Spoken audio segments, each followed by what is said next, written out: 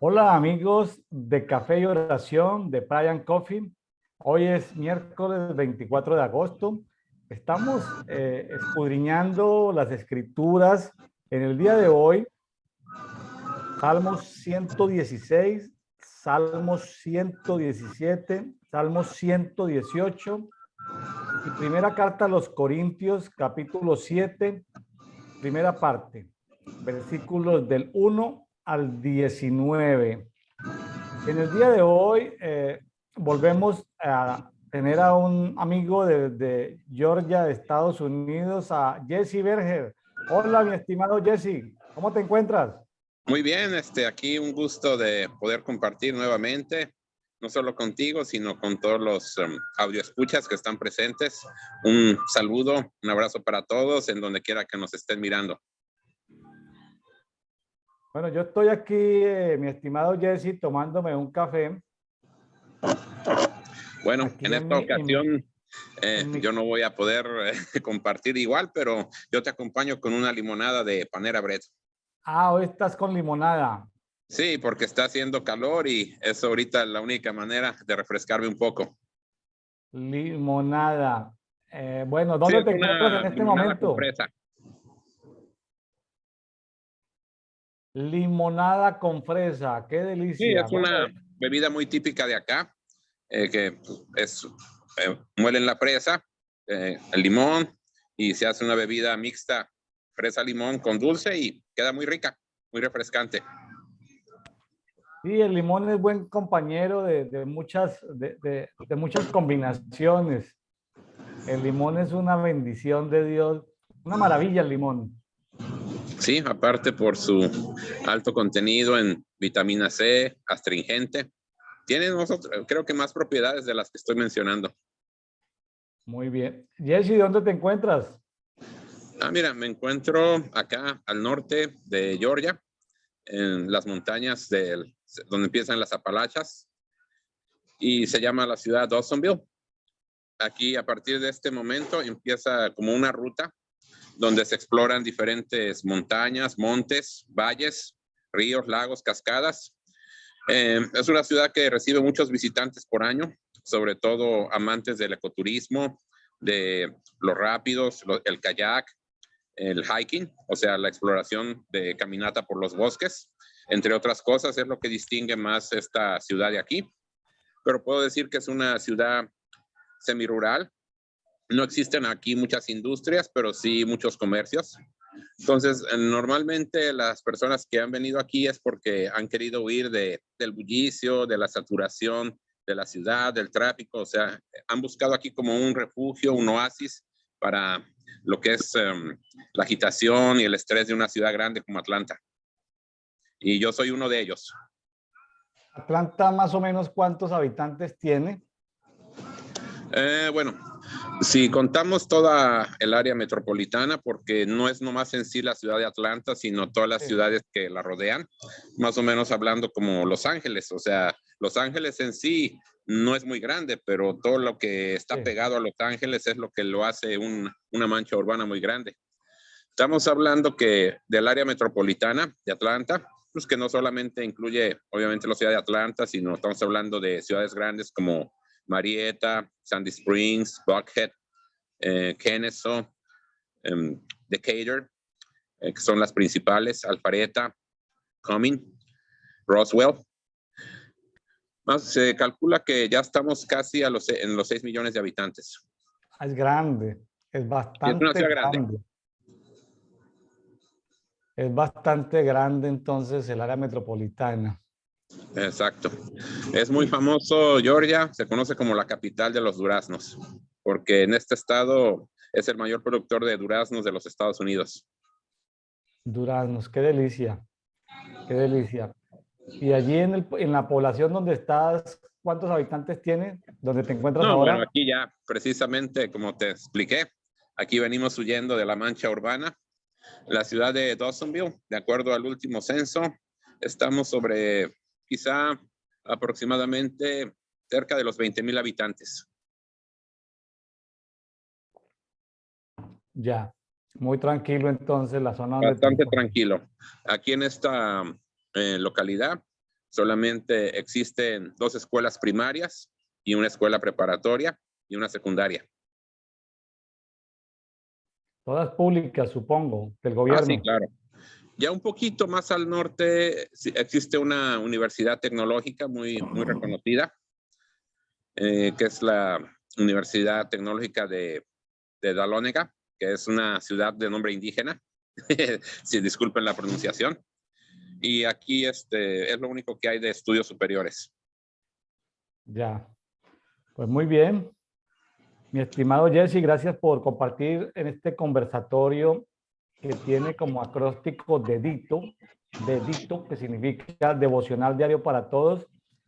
Los amigos que están haciendo la lectura de la Biblia en un año, en cualquier versión de la Biblia, esta guía la encontramos desde el año 2008, la encontramos en la Biblia de las Américas, en la parte final, y pues la hemos seguido. Es una guía que usted se sube en cualquier momento, tan pronto crea el hábito, ¿no? Hay veces se arranca con un versículo, con un capítulo, y bueno, llega el momento donde te puedes subir al circuito del año, y pues bueno, bienvenidos los que se van sumando al circuito en el canal, en el grupo público Café y Oración, Brian Coffee, que tenemos en Facebook. En Facebook hay un grupo público, Café y Oración. Ahí está en la sección de archivos la guía de lectura de la Biblia en un año. Si no la conoce, si no tiene la Biblia de las Américas a su alcance, en la edición digital no está, vaya y súbase al circuito, al tour de lectura. Este no es un programa, como decimos, como lo recordamos, no es un programa académico ni teológico. Es un conversatorio entre amigos para conversar alrededor de un café, de una bebida sana, alrededor de un ambiente sano, podernos sentar a conversar y bueno, contamos experiencias, testimonios, impresiones, lo más relevante, lo más destacado, lo que nos llamó la atención, cada uno conforme su experiencia, su nivel de revelación, por así decirlo, lo que Dios le muestra, etcétera, etcétera. Bueno, mi estimado Jesse, nos vamos con el Salmo 116. Adelante. Salmo 116. ¿Quiere Bueno, que vamos a... se te facilita leerlo Ah, ahí tiene Biblia y todo. Sí, aquí estamos preparados. Ah, bueno, dale. Bueno, muy bien. El Salmo 106 dice, es la versión en la Biblia de las Américas. Amó al Señor porque oye mi voz y mis súplicas, porque a mí ha inclinado su oído, por tanto le invocaré mientras yo viva. Los lazos de la muerte me rodearon y los terrores del Seol vinieron sobre mí. Angustia y tristeza encontré. Invoqué entonces el nombre del Señor diciendo, te ruego, oh Señor, salva mi vida. Clemente y justo es el Señor. Sí, compasivo es nuestro Dios. El Señor guarda a los sencillos. Estaba yo postrado y me salvó. Vuelve, alma mía, a tu reposo, porque el Señor te ha colmado de bienes, pues tú has rescatado mi alma de la muerte, mis ojos de lágrimas, mis pies de tropezar. Andaré delante del Señor en la tierra de los vivientes. Yo creía aun cuando decía, estoy muy afligido. Dije alarmado, todo hombre es mentiroso. ¿Qué daré al Señor por todos sus beneficios para conmigo? Alzaré la copa de la salvación e invocaré el nombre del Señor. Cumpliré mis votos al Señor, sí, en presencia de todo su pueblo. Estimada a los ojos del Señor es la muerte de sus santos. Ah, Señor, ciertamente yo soy tu siervo tuyo soy, hijo de tu sierva. Tú desataste mis ataduras, te ofreceré sacrificio de acción de gracias e invocaré el nombre del Señor. Al Señor cumpliré mis votos, y sí, en presencia de todo su pueblo. En los atrios de la casa del Señor, en medio de ti, oh Jerusalén, aleluya. Amén. Muy Salmo bien. 116. Cuéntame, ¿qué te llamó la atención, mi estimado Jesse? Bueno, en este salmo me sorprende que a mí me llamó la atención de que aún los justos, los que hemos decidido caminar en orden con Dios, seguir sus mandamientos y ponerlos por obra, aún el hombre justo puede verse amenazado por la muerte. Y al decir de la muerte, no solamente quiero hacer referencia a la muerte física, sino, o sea, hemos hablado en muchas clases que el imperio de la muerte también involucra la enfermedad, la angustia, la tristeza, el estrés, la desesperanza, la depresión, por mencionar algunas características. Todo aquello que para mí nos quita la paz, el reposo en el cual Dios nos ha llamado a estar, son sombras de muerte. Eso es lo que yo entiendo. Pero más allá de más de uno de nosotros hemos experimentado momentos de angustia, de persecución, de opresión, porque si el mismo rey David, siendo el rey David, el gran adorador de Dios, sufrió mucha persecución, ataques de miedo, de depresión, de desesperación, en medio de ese caos, él siempre encontró su refugio, su roca fuerte, que es el Señor. Y eso va también para nosotros. En todo momento que estemos pasando cualquier situación contraria, adversa, una tormenta, una tempestad, siempre nuestro único ayuda, nuestro único socorro es el Señor.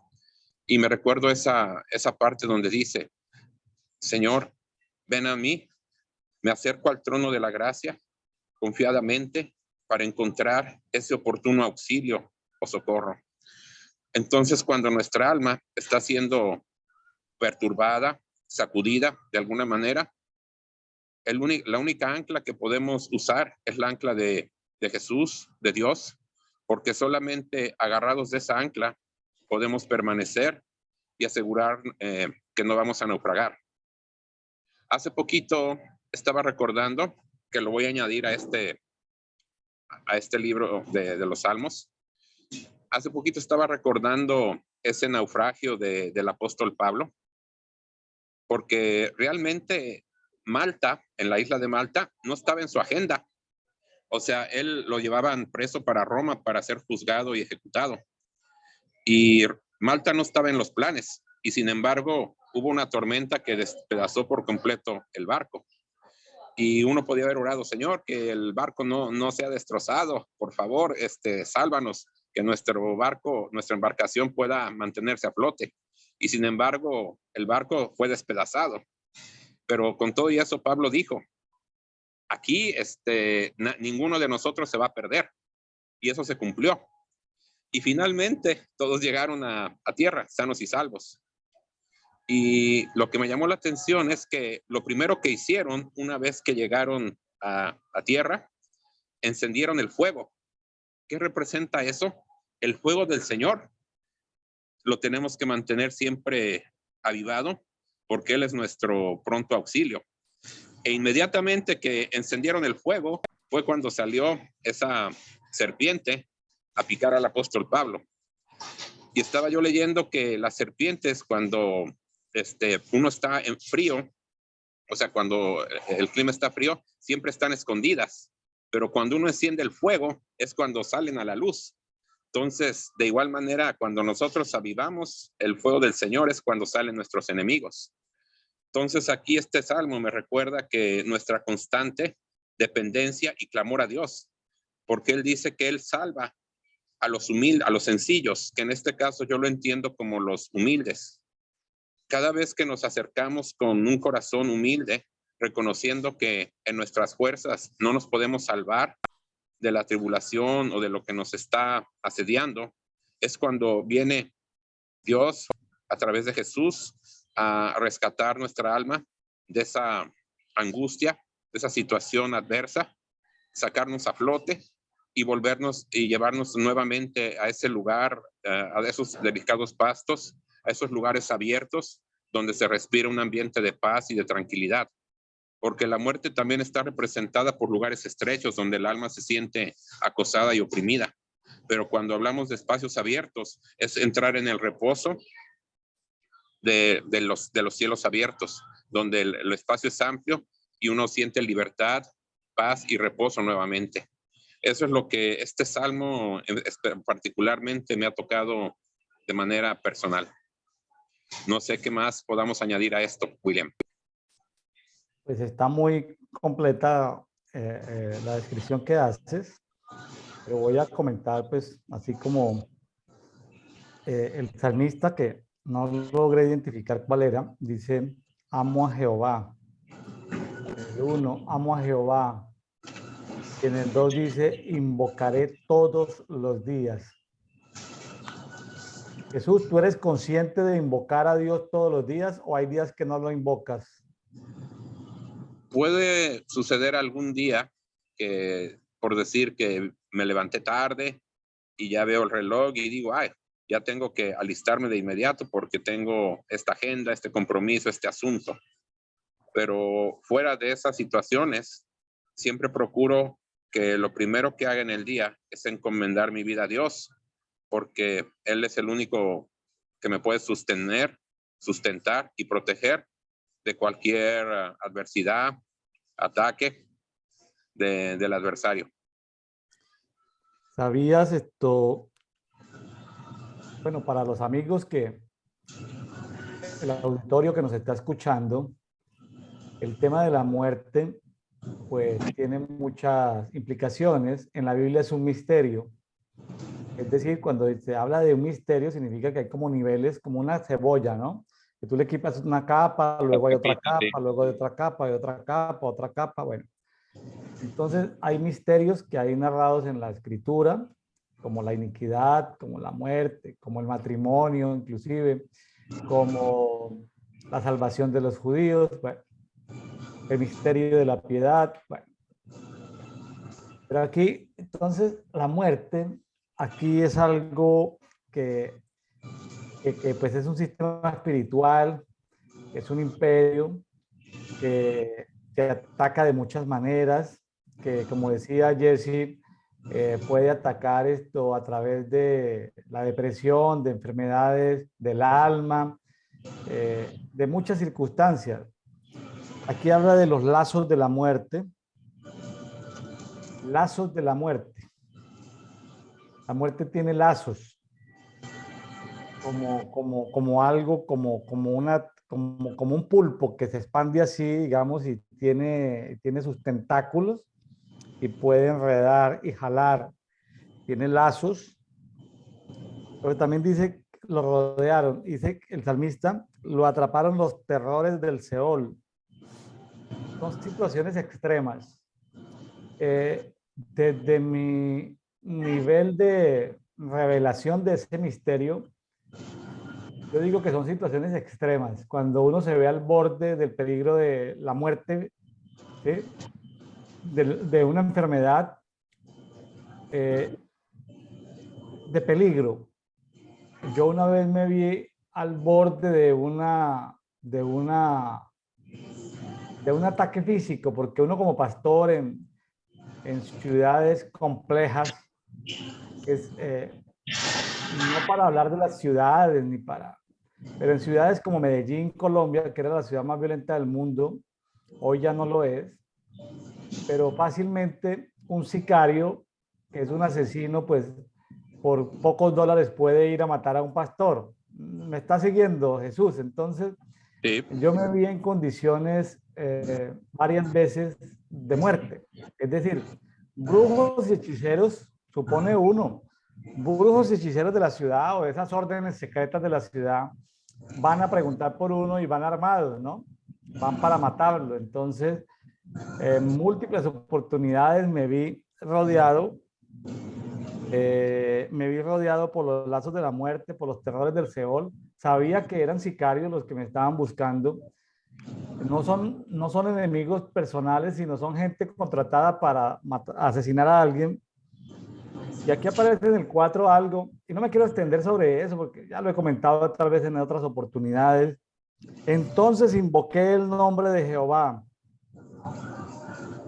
En situaciones extremas podemos invocar el nombre de Jehová. En situaciones de Sí. extremas de enfermedad, invocarlo, invocarlo. Esa palabra hay que recuperarla, porque invocar es, está dentro del conjunto de la oración, pero invocar tiene su particularidad.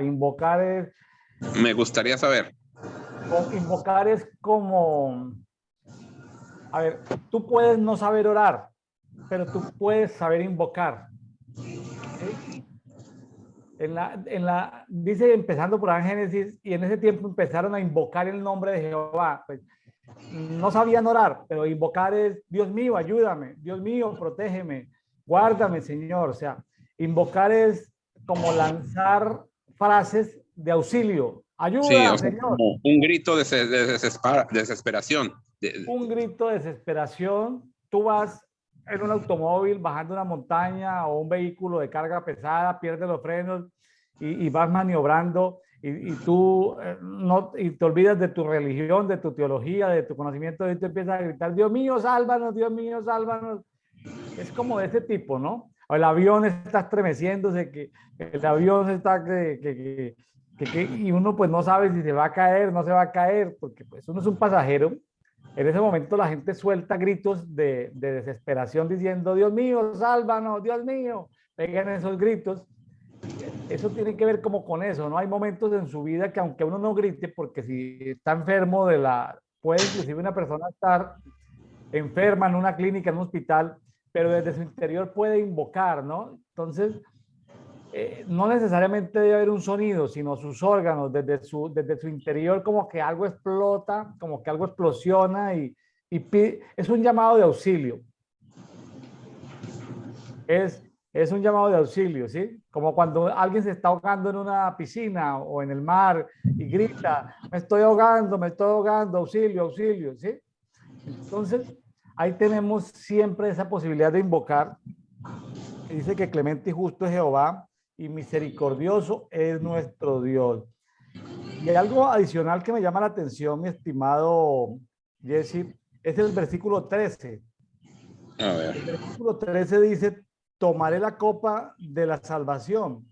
Me puse a revisar cuál era esa copa, porque esta es una copa, un vaso, una vasija, y hay una versión donde ahí dice la taza de la salvación. Entonces yo, ay, la taza de la Ah, salvación. interesante. Entonces ahí dice, invocaré la taza de la salvación, pero me puse a mirar eh, qué significaba salvación y salvación es Yeshua. Entonces, porque Yeshua es salvación o salvador.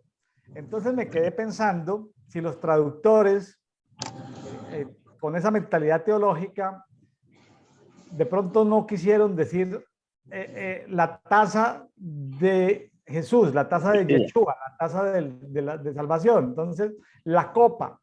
Ahora, cuando hablamos de la copa del Señor o la copa de Yeshua, estamos hablando de la cena del Señor. Estamos hablando Sí, eso fue lo que se me vino a la mente, la cena, la copa del Señor.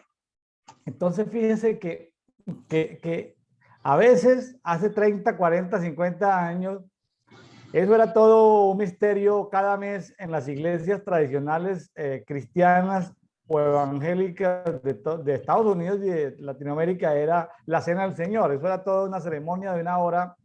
Con el tiempo, algunas iglesias más avanzadas pasaron que a una semana, cada semana lo tomaban.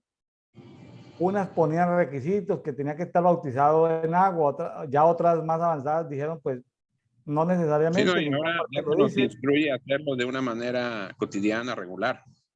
Entonces ya el movimiento de la reforma profética ya esto lo hizo ver como algo natural que necesitamos de la comunión del Señor y que lo haga tantas veces como pueda. Es decir, lo puede hacer hasta diariamente sin ningún problema y no necesita que se lo oficie un ministro Un del ministro, Evangelio un ordenado, rabino, sino un que la persona lo pueda hacer en su propio cuarto, en su propia alcoba.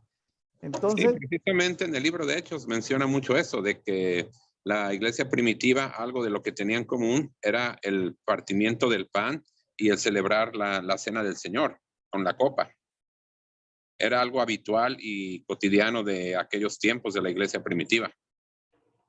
Entonces aquí aparece algo adicional y es en el 13, tomaré la copa del Señor o la copa de Yeshua, dice, e invocaré el nombre de Jehová. Qué bonito cuando uno pueda, ahorita estoy tomando café, pero pongo el ejemplo.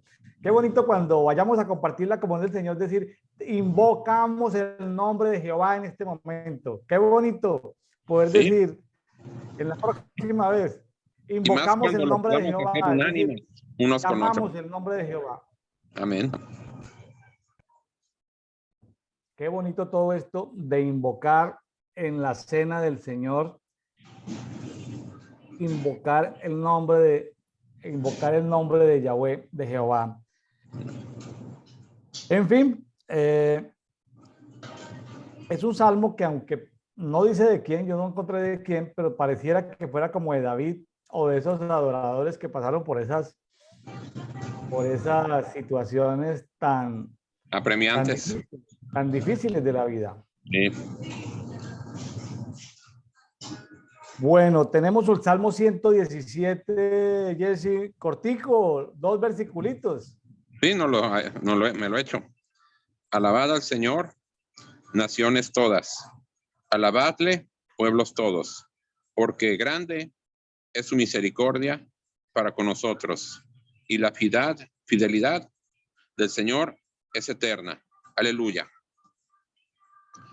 Yo aquí lo veo como un recordatorio de que continuamente debemos tener una actitud de alabanza, de gratitud hacia Dios en todo tiempo. Y ahí está incluyendo a todos, a todas las naciones, tanto sean creyentes o no, no pone ninguna condición. Todo el mundo hemos de alabar al Señor. Y por una sola sencilla razón, porque su misericordia es nueva cada mañana y su misericordia es eterna. Él tiene misericordia de nosotros, aún sin importar la condición por la que estemos pasando o por lo que hayamos hecho. La misericordia está por encima de la justicia. Ese es uno de los atributos que he aprendido de Dios. Interesante saber que el ser humano tiene como constante la infidelidad. En cambio, esa característica es todo lo contrario en Dios, ¿no? Dice que su fidelidad es para siempre. Qué bonito eso, saber que los seres humanos a veces fallamos, Jesse, en los negocios, en las relaciones familiares, en las relaciones de pareja. Los seres humanos fallamos en la amistad. A veces somos desleales o somos infieles, pero lo que sí podemos esperar de Dios es todo lo contrario, que Él siempre, siempre va a permanecer fiel a nosotros, independiente de las circunstancias. Sí, porque muchas veces nos cuesta trabajo reconciliarnos con Dios, lo digo por mí, porque como dices tú, a veces una constante en el ser humano es la infidelidad, la deslealtad, como tú dices, y a veces nos sentimos indignos de acercarnos a Dios porque creemos que Él va a ser igual, va a ser como el hombre, y realmente entender que la constante de Dios no es esa. Él es fiel en todo momento y sin importar nuestra situación y circunstancia. Así Él es fiel y permanece para siempre. No, qué hermosura. Estos salmos han sido un deleite. Le cuento, mi amigo Jesse, le cuento que esto ha sido un deleite estudiar esto, leer estos salmos en estos No, días. yo ahorita de verdad que me lo estoy saboreando, lo estoy comiendo, me está nutriendo, porque lo necesitamos no solo hoy, mañana, pasado y para todo el resto de nuestra vida. Correcto, correcto, sí. Esto es una delicia y la profundidad, he encontrado una cantidad de misterios y de profundidad en muchos temas ahí,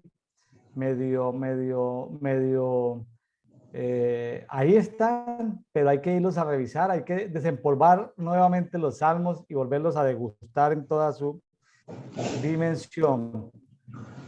Bueno, muy bien, vamos con el Salmo 118, tampoco encontré de quién fue escrito, tiene 29 versículos, está un poquito más largo.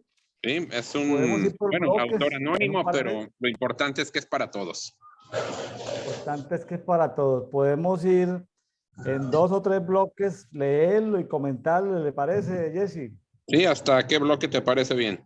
No, como te sientas bien, tú tienes la palabra, eres el Bueno, invitado. vamos, ¿te parece bien? Sí, si son 26, hacemos un bloque de 2 hasta el 13.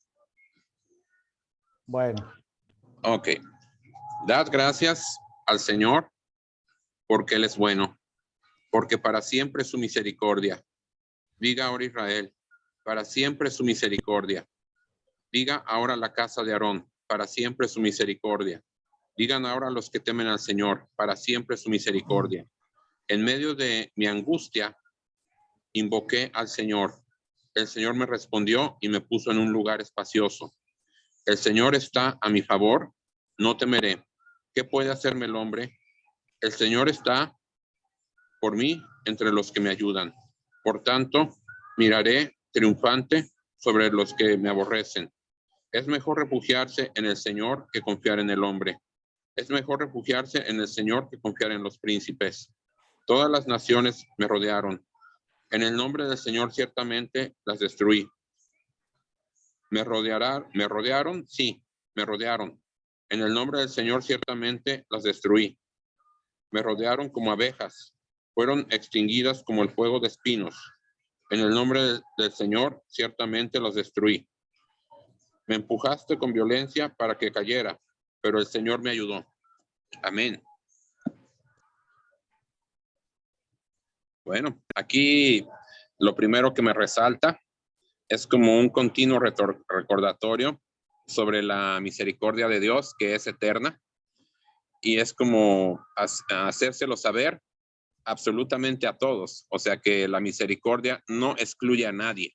O sea, seamos creyentes o no creyentes, o tengamos poco o mucho tiempo en los caminos del Señor, su misericordia es latente, vigente y constante en todo tiempo y eterna. Siempre está disponible. Y aquí veo un caso muy, muy importante. Aquí yo veo que como que un general de guerra pudo haber sido David, no lo sé, pero que sus enemigos lo rodearon. O sea, el estar sitiado, normalmente cuando en una guerra se sitúa a un ejército adversario, quedan incomunicados, no tienen posibilidad de escapar porque les quitan todos los accesos, los flujos de suministro. Y sin embargo, es una situación apremiante porque no hay para dónde correr. O sea, uno está atrapado. Y sin embargo, aquí se reconoce que gracias a la intervención divina del Señor, fue capaz de destruir a sus enemigos, porque menciona que lo rodearon como abejas. Ustedes, aquí se cultiva miel también, se me pasó decir. Y cuando uno ve esos lugares donde se cultiva miel, ve a las abejas por todos lados. O sea, ocupan todos los rincones del lugar. Entonces me imagino que una situación parecida de que a donde quiera que él miraba, los enemigos estaban por todos lados. O sea, no había por dónde, una rendija por dónde escabuirse. No había salida. Entonces ahí hubo una invocación de, Señor, ayúdanos, porque si no vamos a perecer. Y aquí es el testimonio de que el Señor acudió en su ayuda y fueron capaces de destruir a sus adversarios que los querían destruir. Entonces, también Dios está ahí para ayudarnos a defendernos de todos aquellos que se levantan contra nosotros y que nos tienen rodeados. Glorifico a Dios por esto. Eso es lo que a mí me llama de este versículo. gracias. Quiero llamar la atención sobre algo que se ha repetido en otros salmos, y es 3 categorías. Aquí las nombran en el versículo 2 y en el versículo 3 y hasta en el 4. Y aparecen esas 3 distingos. De un lado aparece la casa de Israel, está todo Israel en primera instancia. Luego en una segunda instancia aparece la casa de Aarón, como esa casa sacerdotal que está dentro de Israel, pero algo más selecto. Pero luego para esa casta sacerdotal aparece como un tercer nivel, un tercer subconjunto, que son los que temen a Jehová. Voy a leerlo para que por favor lo tengan presente. Diga ahora Israel, número 1, Sí. que para siempre es su misericordia. Versículo 3, diga ahora la casa de Aarón, que para siempre es su misericordia. Versículo 4, diga ahora los que temen a Jehová, que para siempre es su misericordia. Entonces, esa constante de casa de Israel, o pueblo de Israel, casa de Aarón, y los que le temen a Jehová, son como tres grupos que se han venido repitiendo en varios salmos y he notado esa constante. Finalmente, ustedes se pueden ubicar en cualquiera de los tres grupos, o en Israel, o en la casta sacerdotal, o en los que temen a Jehová. ¿En cuál de los tres grupos se quiere usted incluir? ¿En el más reducido entre los que temen a Jehová, Jesse? ¿O se siente identificado con el más grande o con el del medio? ¿Cuál de los tres? Bueno, más allá de cuál es mi preferencia en cuanto al grupo, yo preferiría los que temen al Señor, o sea, los que tienen respeto y temor por su palabra, porque finalmente son los que vamos a invocar más su nombre. Porque de golpe piensa uno que puede haber casta sacerdotal que no invoca a Jehová. O de golpe de golpe es un término como muy colombiano, o por las No, también en circunstancias México lo usamos mucho. hay casta sacerdotal que de pronto se considera muy especial dentro del pueblo, ¿no? Entonces, aquí es como los mero mero, ¿no? Los más, como dicen en el norte de México. Lo importante aquí es la confianza. Y vuelve y se relata, ¿no? Pues pareciera como una verdad de perogrullo, ¿no? Que mejor es confiar en Jehová que en el hombre. Sí, Sí. claro, pues mejor es confiar en Jehová que en los príncipes. Pues claro que sí. Entonces, coloquemos nuestra confianza en la roca que permanece para siempre. A veces colocamos nuestra confianza y no está mal, pero ojo, pero la confianza está puesta en Jehová. Por ejemplo, hay personas que depositan su confianza en la pensión de retiro, en las inversiones, en los ahorros, en su salud, en el nombre de su familia, en su buen nombre, en su imagen.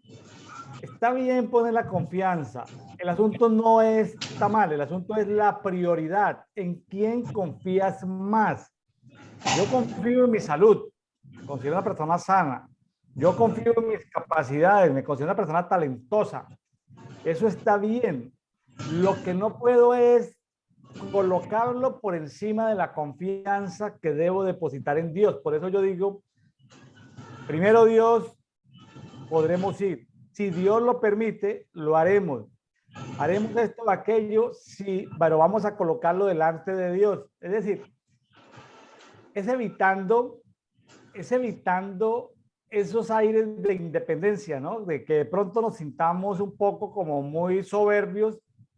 Entonces, no es que no seamos capaces de hacer cosas pequeñas, sino que siempre en nuestro lenguaje, en nuestra manera de hablar, tengamos en cuenta a Dios, porque de ahí también refleja lo que somos. Entonces, voy a viajar a los Estados Unidos, que voy a viajar a México, poner a Dios primero. Si Dios lo permite, vamos a poder tomarnos un café en Atlanta, como hablamos la vez pasada, tomarnos un café en Atlanta, o ¿qué fue lo que dijimos que yo te invité aquí en Yucatán? Sí, a probar esos huevos motuleños que ya me los estoy imaginando. Bueno, entonces yo te digo, esos deseos de nosotros los seres humanos son buenos, porque son cosas que no atentan contra nada, o sea, no atentan ni con nuestra salud, ni contra el vecino. En fin, son esos deleites o placeres que tenemos en la tierra, pero deberíamos adornarlo con, Jesse, si Dios lo permite, tendré el gusto de invitarte algún día a comer huevos motuleños. ¿No te parece? Sin ser un lenguaje religioso, sino aquí Sí. estamos entre amigos. Yo sé que hay circunstancias donde no podemos citar ese lenguaje religioso, pero entre amigos que conocemos de Dios sí podemos decir, Jesse, si Dios lo permite, si es la voluntad de Dios, si Dios nos bendice a ti y a mí, nos podemos algún día sentarnos a desayunar en la plaza de mercado de Motul en el segundo piso y degustar unos deliciosos 2 o 3 huevos al estilo huevos motuleños. Sí, eso está muy bien, porque de alguna manera, pues como dicen, Dios es el que guarda nuestra salida y nuestro regreso. Entonces, el poner a Dios en primer lugar es como darle el lugar de decir, oye, si tú me permites, si tú me concedes, si tú lo apruebas, se va a hacer. Si no se hace, si no se aprueba, pues no se va a hacer y punto. No pasa nada. Porque muchas veces al no permitirnos Dios algo es porque nos está evitando algún problema. Así es. Muy bien. Vamos con la segunda parte. Muy bien. Entonces, ahora seguimos. El Señor es mi fortaleza y mi canción, y ha sido salvación para mí. Voz de júbilo y de salvación hay en las tiendas de los justos. La diestra del Señor hace proezas. La diestra del Señor es exaltada. La diestra del Señor hace proezas. No moriré, sino que viviré, y contaré las obras del Señor. El Señor me ha reprendido severamente, pero no me ha entregado a la muerte. Abridme las puertas de la justicia. Entraré por ellas y daré gracias al Señor. Esta es la puerta del Señor. Los justos entrarán por ella. Te daré gracias porque me has respondido y has sido mi salvación. La piedra que desecharon los edificadores ha venido a ser la piedra principal del ángulo. Obra del Señor es esto, admirable a nuestros ojos. Este es el día que el Señor ha hecho, regocijémonos y alegrémonos en él. Te rogamos, oh Señor, salvarnos ahora. Te rogamos, oh Señor, salvarnos ahora. Te rogamos, oh Señor, prosperarnos ahora. Bendito el que viene en nombre del Señor. Desde la casa del Señor os bendecimos. El Señor es Dios y nos ha dado luz. Aquí dice, atad el sacrificio de la fiesta con cuerdas a los cuernos del altar. Tú eres mi Dios y gracias te doy. Tú eres mi Dios y yo te exalto. Dad gracias al Señor porque Él es bueno, porque para siempre es misericordia. Wow. Este bloque como que está más profundo, como que aquí toca muchos puntos. Wow. Bueno, aquí nuevamente es como ampliar más lo que ya previamente habíamos dicho, que nos dice que en el Señor somos capaces de hacer las cosas aún más allá de lo que nosotros mismos podamos imaginar.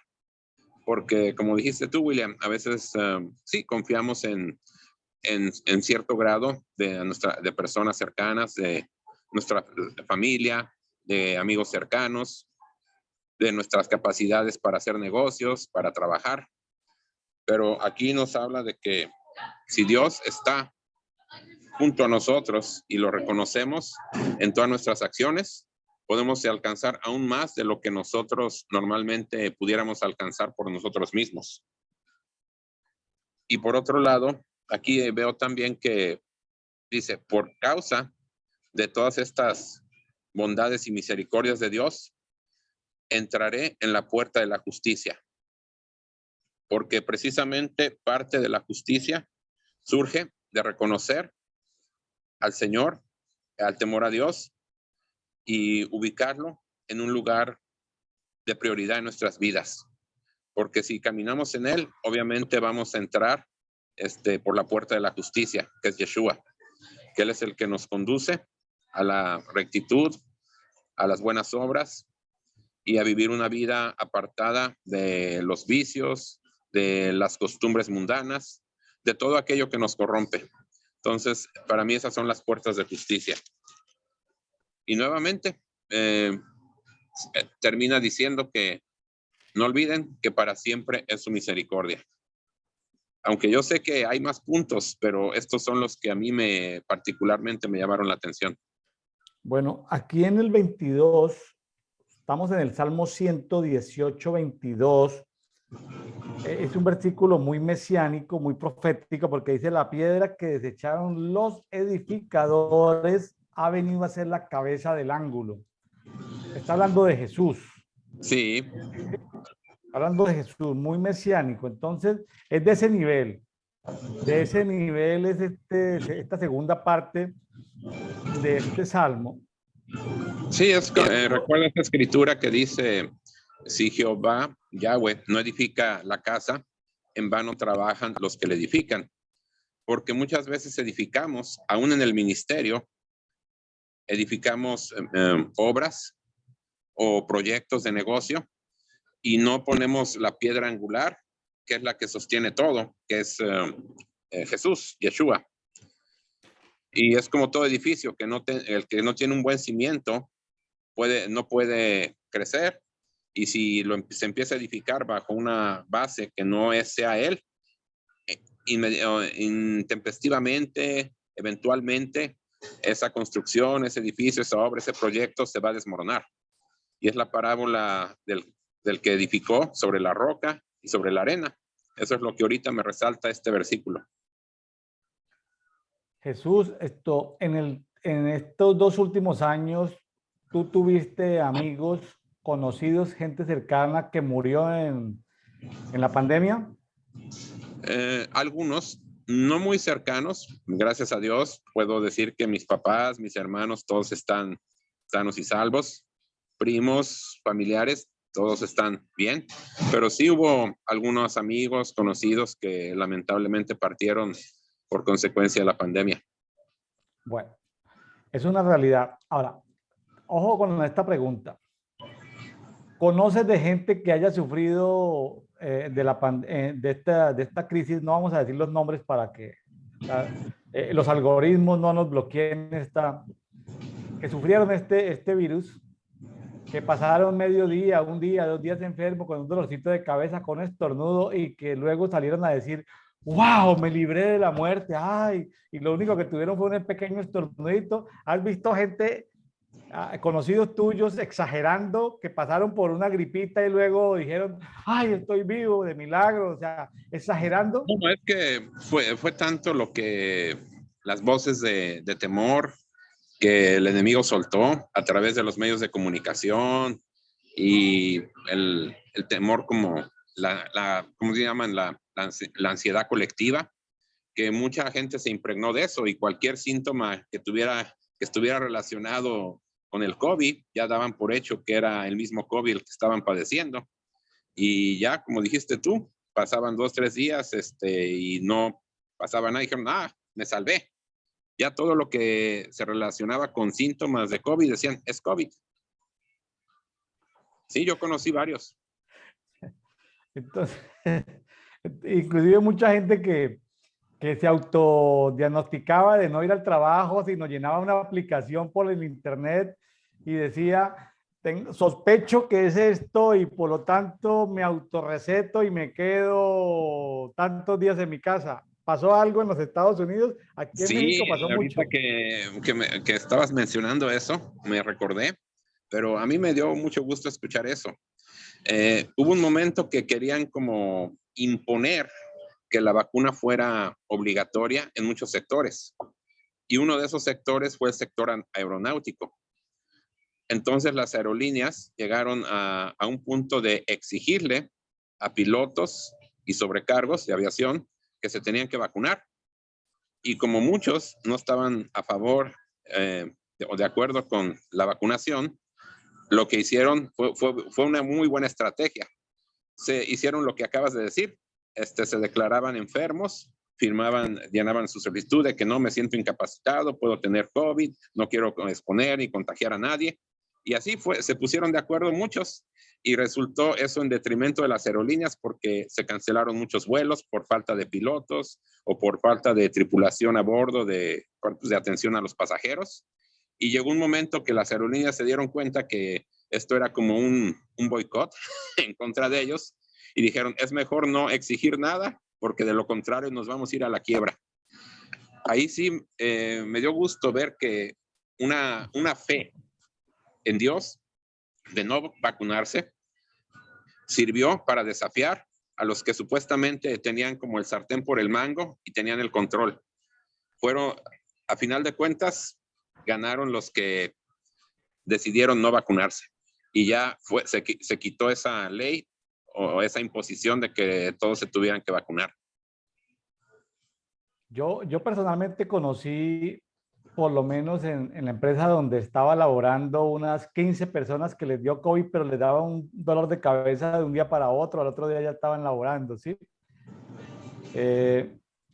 Porque en México, pues si el Seguro Social se hace cargo de pagarte, de pronto te paga una tarifa muy baja y quién sabe cuándo se la paga. Entonces, aquí pasa lo contrario, es decir, la gente aunque con síntomas, aunque tenían el derecho a quedarse en la casa, prefieren ir a trabajar porque no confían en que el seguro, o sea, desconfían del Seguro Social porque les va a demorar el pago, porque iba a ser una parte, bueno, por la cosa que pasa en México, de que los salarios no son, lo que se paga no es lo que se declara ante Hacienda, ante la parte, sino que se registran cosas por fuera de contabilidad, ¿no? Práctica ilegal mexicana, muy común de pagar sueldo de manera fiscal, es decir, cumpliendo con la legalidad, y sueldo o salarios no fiscal. Eso es parte de la ilegalidad mexicana, Jesús, que es muy notoria en este país. Y bueno, creo que esto lo podemos extender a muchos países también hoy en día. Bueno, pero te quiero contar que me llamó un apóstol de Bogotá. No soy conocido de él así como en persona, pero alguien lo llamó de Argentina y le contó que yo tenía COVID.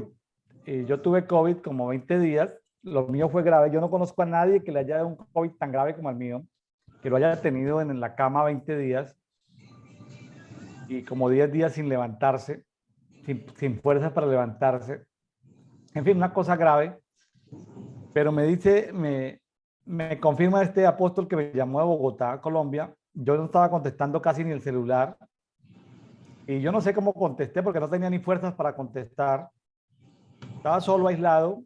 Y justamente recuerdo cuando me leyó esto, me dice, Dios te dice que no morirás, sino que vivirás y contarás las obras de Jehová.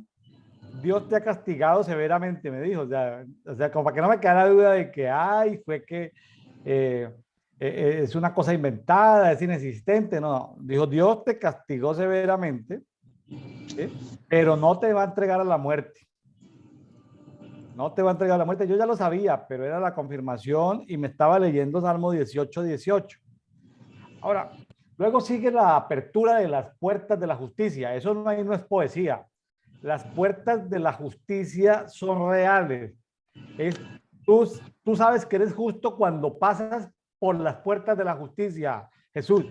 Si tú no tienes la certeza de que has pasado por la puerta de la justicia, puede ser que vayas en el camino acercándote a las puertas de la justicia. Pero si tú tienes la certeza en tu espíritu de que ya atravesaste las puertas de la justicia, eso significa de que no ha sido por tus obras, sino por tu fe en Jesucristo, que se te ha contado como justicia y por lo cual se te abren esas puertas de justicia. O sea, las puertas de la justicia son sitios reales en el mundo espiritual. Sí, definitivo. O sea, como las cortes de justicia de aquí terrenales, existen las cortes de justicia en el cielo. Correcto. Con sus respectivos departamentos también. Y hay un versículo ahí que causa un poquitico que no es como tan transparente, que es el 27. Aquí dice, Él es Jehová y nos ha dado luz. Atad a las víctimas de la fiesta solemne a los cuernos del altar. Ese versículo me obligó a ir a buscarlo en diferentes versiones y más o menos se asocia a que las víctimas son esos corderos que se usaban para celebrar las fiestas solemnes. Entonces, tiene que ver el contexto de que Él es Dios, Él es Jehová, nos ha dado luz y como nos ha dado luz, quiero como parafrasearlo en una versión William Neira que diga, si Él te da luz, celebra las fiestas solemnes. Mire cómo le estoy Ah, Lo estoy como interpretando. Mira, te dice él, o sea, él, que se refiere al Dios, porque no es el del artículo de la tercera persona singular, no, sino él, o sea, Dios es Jehová. Dios es Jehová. Y él te ha dado luz. Y si él te ha dado luz, empieza a celebrar las 7 fiestas solemnes. ¿Cómo te parece? Después de haber leído tantas versiones, llegué a esa conclusión, Jesús.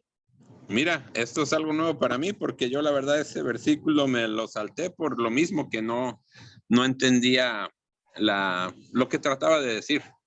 Pero tú que te tomaste esa molestia, ese tiempo, ahora ya aprendí algo nuevo hoy. ¿Por qué mucha gente no celebra las fiestas solemnes? Porque le falta luz. Sí, Así sean hijos de Dios. sí, yo bueno, sí, sí celebro las fiestas, pero yo este versículo no lo había entendido de esa manera. Porque aquí nomás Oye, dice el sacrificio de la fiesta con cuerdas de los cuernos del altar. sí, porque cita una frase, un latiguillo, una frase que si no te es común a tu lenguaje, pues un latiguillo, una frase, pero se está Sí, refiriendo a las a la fiestas celebración solemnes. de las fiestas solemnes. Sí, aparte como que esta versión no está como muy completa, no está tan amplificado. Ya como tú lo estudiaste y lo interpretaste, sí, me queda con más claridad. Entonces, amigos, no, a veces la luz o la iluminación o la revelación para todos no es igual. Ninguno de nosotros puede homologar y tener la luz casi que igual a otro. Podemos estar dentro de franjas de luz, pero en este tiempo Dios nos ha dado luz y hemos desde hace una década, 2 décadas, hemos iniciado a celebrar las fiestas solemnes. Algunos comenzaron a estudiar mucho cultura del judaísmo.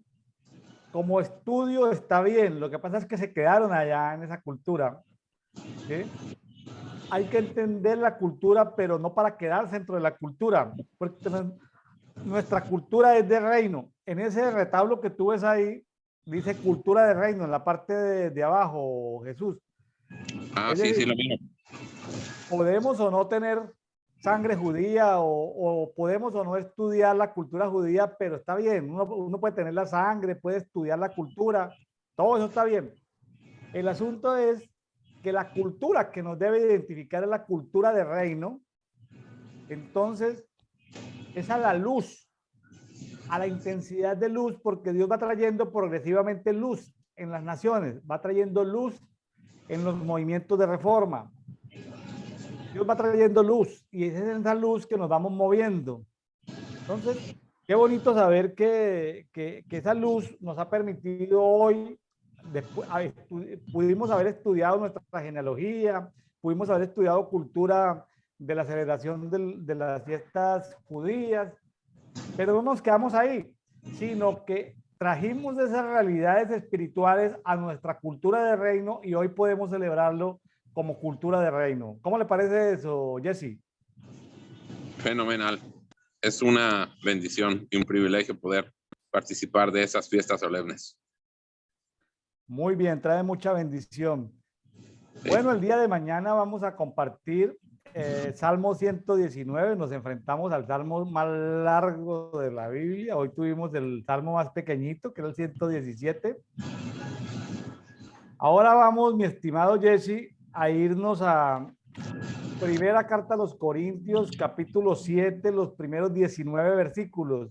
¿Por qué primeros 19 versículos? Porque como el Nuevo Testamento lo leemos en un año y el Nuevo Testamento es cortico, entonces tenemos que ir por bloquecitos de 20 versículos aproximadamente cada día. Bueno, vamos para allá. Ya casi llegamos.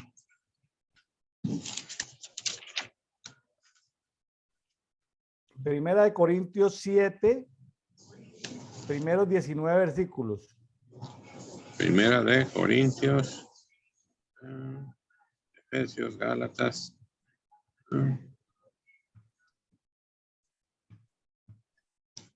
Primera de Corintios 7.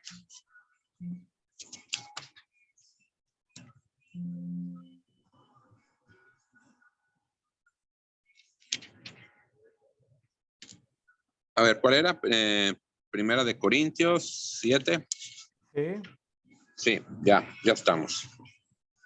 Bueno, respuestas acerca del matrimonio. En cuanto a las cosas de que me escribisteis, bueno, es para el hombre no tocar mujer. No obstante, por razón de las inmoralidades, que cada uno tenga su propia mujer y cada uno tenga su propio marido. Que el marido cumpla su deber para con su mujer e igualmente la mujer lo cumpla con el marido. La mujer no tiene autoridad sobre su propio cuerpo, sino el marido. Y asimismo el marido no tiene autoridad sobre su propio cuerpo, sino la mujer.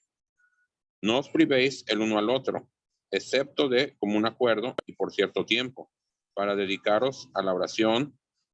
Volved después a juntaros a fin de que Satanás no os tiente por causa de vuestra falta de dominio propio. Mas esto digo por vía de concesión, no como una orden. Sin embargo, yo desearía que todos los hombres fueran como yo. No obstante, cada cual ha recibido de Dios su propio don, uno de una manera y otro de otra.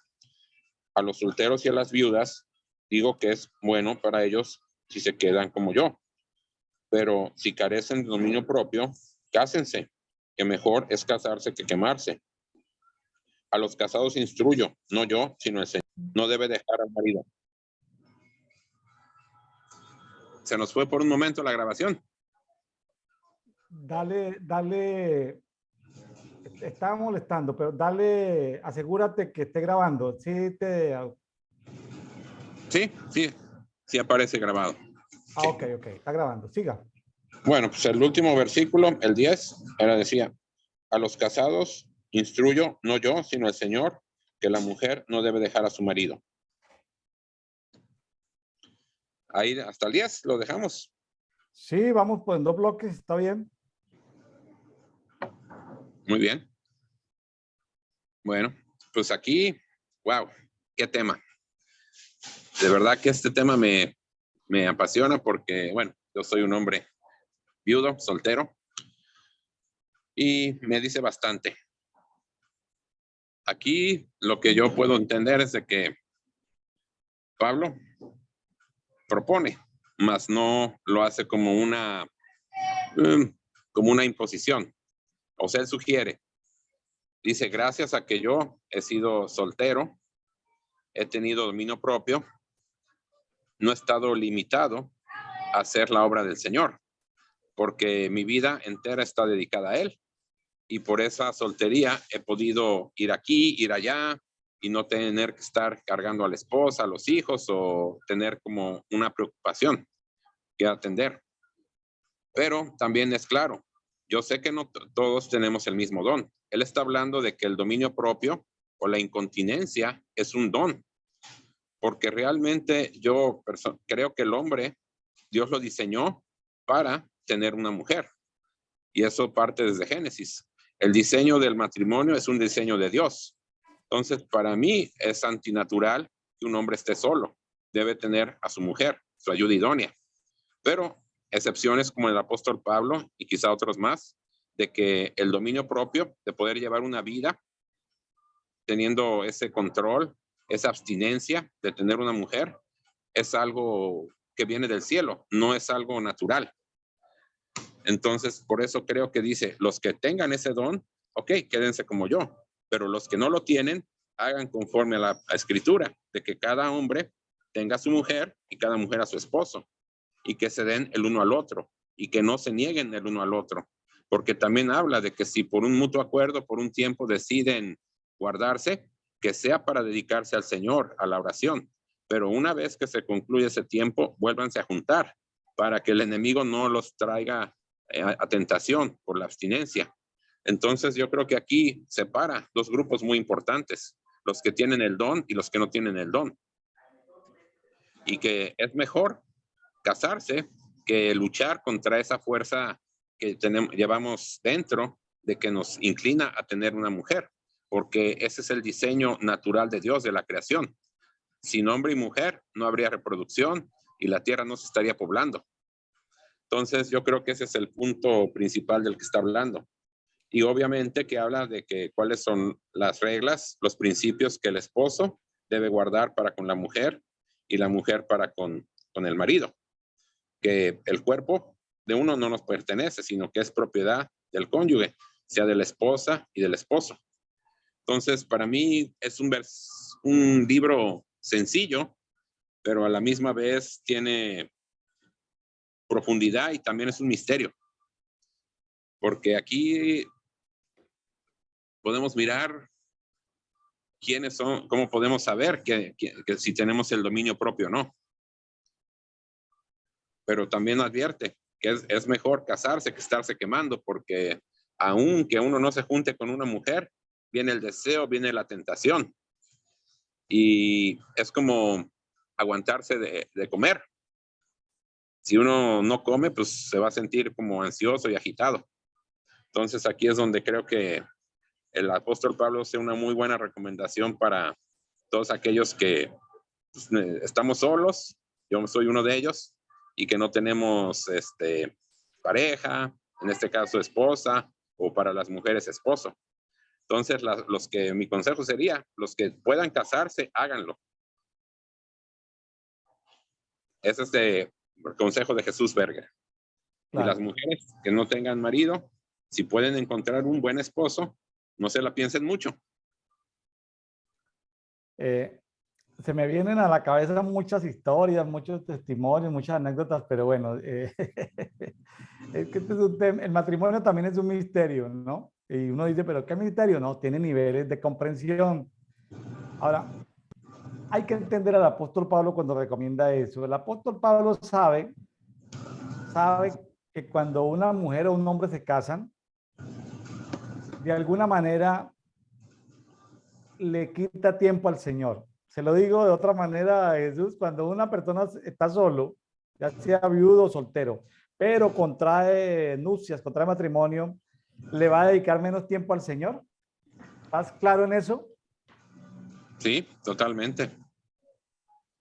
He escuchado a algunos ministros decir que cuando han tenido en su comunidad mujeres apóstoles, mujeres profetas jóvenes y se casan, dicen, no la pierde la iglesia local, la pierde la iglesia universal. Pierden a una profeta o a un apóstol por irse a cumplir una función natural que es la de criar niños, la de cuidar bebés. Entonces, hay que verlo dentro de un contexto de madurez. Es decir, las cosas pueden ser sencillas o pueden ser complejas dependiendo si las personas que nos están escuchando tienen mente natural o mente espiritual. El que tiene mente natural va a decir, pero qué tontería, todas las mujeres tienen que casar. Pero el que tiene mente espiritual va a decir, sí, realmente casi que el ministerio pasa a un segundo plano después de hacerse ama de casa, después de hacerse madre de familia. ¿Cómo la ves? Sí, es muy cierto, pero también creo que a veces en el ministerio es importante el apoyo de la mujer y del hombre hacia la mujer, porque si los dos están sirviendo al Señor, pueden hacer un buen equipo. Eso está bien, pero ojo, Jesús, pero hablemos de los niños. Una mujer que le dedicaba tiempo al Señor porque es adoradora, evangelista, y luego le va a dedicar tiempo con niños ya es diferente. Ya es diferente. Entonces, hay que entenderlo en ese contexto, ¿no? Ahora, yo creo que cada quien debe preguntarle al Señor, Señor, ¿de qué dones, capacidades o talentos tú me has dotado a mí? Por ejemplo, al apóstol Pablo le estaban preguntando, al parecer le habían preguntado por escrito si era conveniente que los solteros o las viudas o los que se habían separado, porque en ese tiempo hay veces se separaban los que eran creyentes de los no creyentes. Había muchos casos, solteros, viudos y separaciones entre creyentes y no creyentes. Entonces, él sabe que viene una tentación muy grande para los que no tienen, entre comillas, ese don. Ahí está en el 7.2. Sí. La inmoralidad, que en ese caso podría ser, como le llaman en México, taco de ojos, pornografía o fornicaciones, Entonces, ante eso, el apóstol Pablo dice, mire, si eres susceptible de caer ante la tentación, lo mejor es que te cases. ¿Sí? Cada quien conoce su nivel de abstinencia y su nivel de fuego interno en esa parte pasional. Desafortunadamente, y digo desafortunadamente,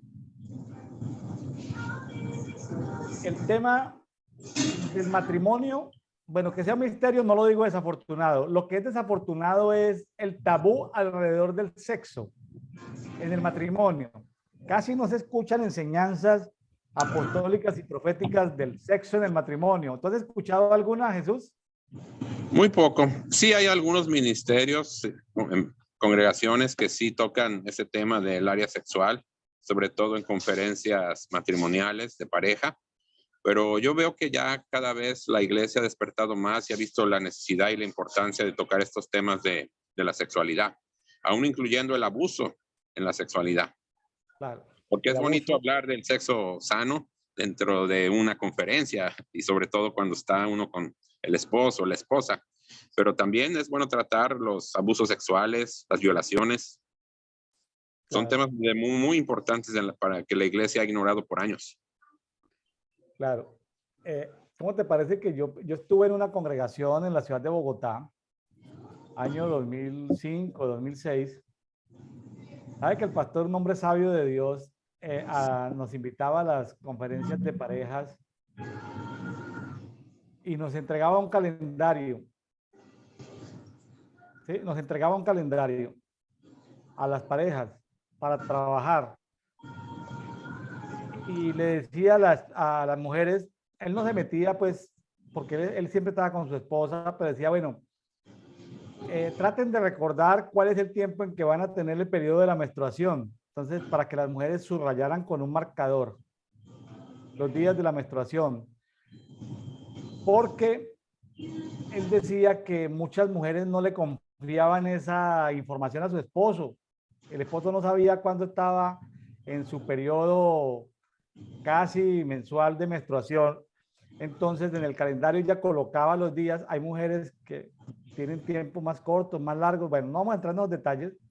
El punto es, y luego él decía, bueno, de acuerdo al tiempo de matrimonio, de acuerdo a la edad, él decía más o menos porque era psicólogo, decía más o menos la cantidad de veces que se debían tener, o que eran las costumbres, los extremos, ¿no?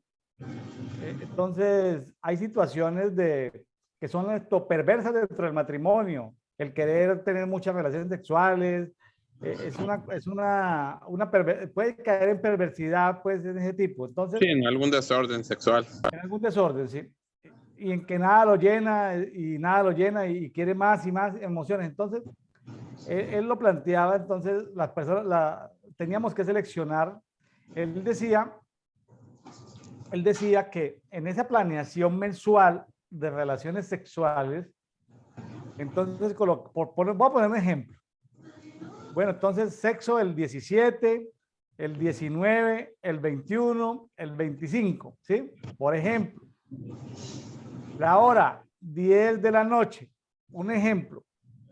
Entonces, si el hombre y la mujer tenían eso fijado, la mujer sabía que, y el hombre sabía que el hombre apagaba el computador antes de media hora antes, se afeitaba, se cepillaba los dientes, porque él decía del abuso en la relación por tener comida entre los dientes, por estar sucio, por no haberse duchado. Entonces decía media hora, una hora antes, y ella también deje de planchar, a esa hora no se ponga a hacer cosas que la demoren 2, 3 horas más, llamando a su mamá o a las hermanas en una llamada de 2 horas, de 3 horas. Ese no es el momento. Entonces, él lo hacía como de pónganse citas. Le cuento que para mi pesar o mi tristeza, la gente no le copiaba mucho al pastor eso. Lo sintió como una intromisión. Lo sintió como que el pastor se estaba metiendo en cosas muy privadas. Yo sentía en el auditorio y por los compañeros con los que estaba hablando de que esos temas no debían tocarse a nivel de iglesia. Eh, yo al principio pues era como en plan observación, ¿no? Vamos a observar que todo esto, pues, vamos a hacerlo, pues. Lo que pasa es que uno no puede llegar a una planeación de una organización tan excesiva, porque también puede ser esto, hay que brindarle algo también al ingenio, a la naturaleza de Sí, a la nosotros. creatividad, a la espontaneidad. Sí, pero también Jesús, está la otra cara de la moneda.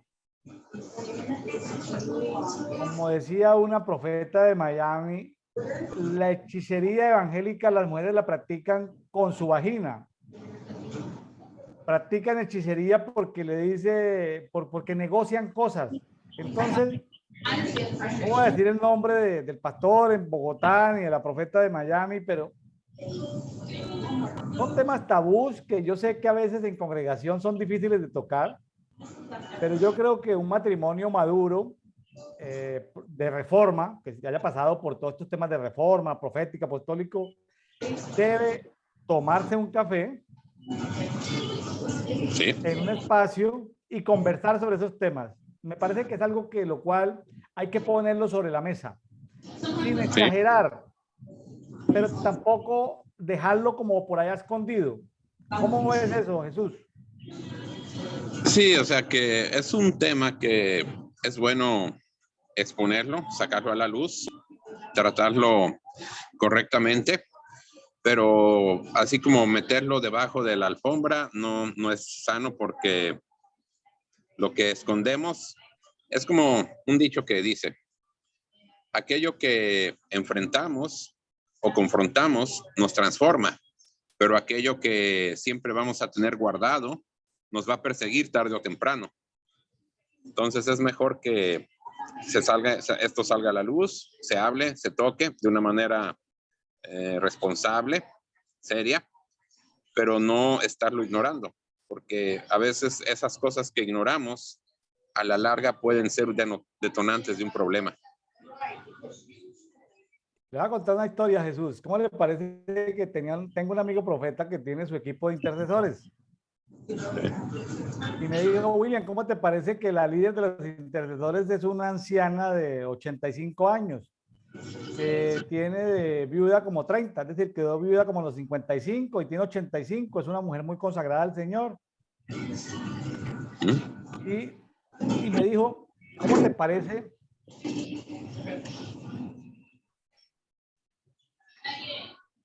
Y me dice, Cambio de teléfono porque ya se me estaba bajando la batería.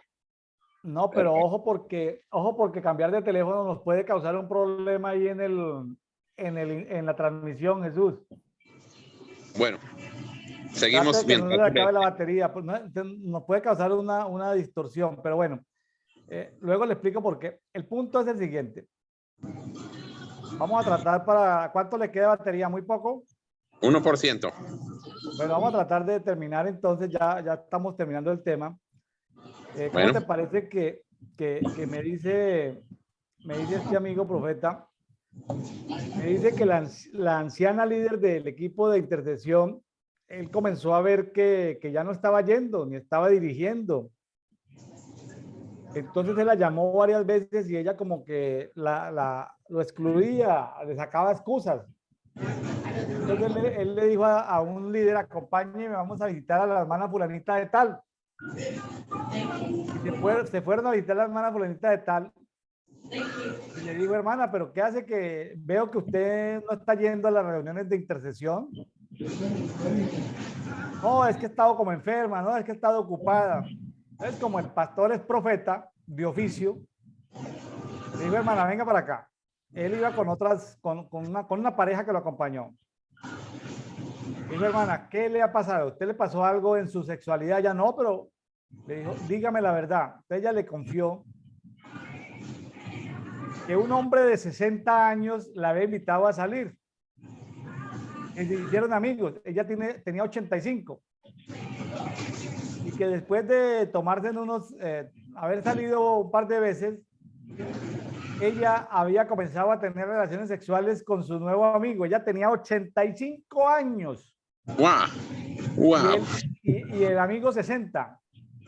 Entonces dice este pastor profeta, me dice, William, increíble, pero cierto. Yo pensé que esa mujer a los 85 ya estaba en la presencia de Dios todo el tiempo, que no iba a tener ese deseo carnal. Entonces, ese deseo, esa fogosidad, porque llevaba 30 años de viudez. Entonces, eso me hacía recordar algo que aquí habla de que es mejor casarse y no quemarse. ¿Sí? Sí, porque el fuego todavía no se extinguía. Todavía había una llamita que, bueno, que se ardió cuando hubo la mecha cerca. El 9 dice, pero si carecen de dominio propio, cásense porque es mejor es casarse que quemarse. La hermanita pues estaba quemando, sintió el deseo sexual a sus 85 años, una mujer de oración, una líder de intercesión de una gran iglesia, sintió nuevamente la tentación de la pasión sexual. O sea que pastores, no den por hecho que porque una persona tiene 85 años, ya cesó su deseo